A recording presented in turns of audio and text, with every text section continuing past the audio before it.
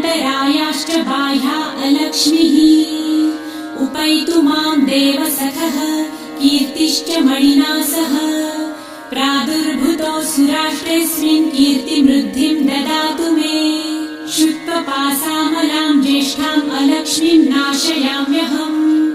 अभूतिं समृद्धिं च सर्वानिर्णुद मे गृहात् गन्धद्वारां दुराधर्षां नित्यपुष्टां करिषिणीम् ईश्वरीं सर्वभूतानां तामिहोपह्वये श्रियम् मनसः काममाकुतिं वाचः सत्यमशीमहि पशूनां रूपमन्नस्य मयि श्रीक्षेयतां यशः कर्दमे प्रजाभूता मयि सम्भव कर्दम श्रियं वासय मे कुले मातरं पद्ममालिनीम् आपसृजन्तु सिद्धानि चित्रितवस मे गृहे निज देवी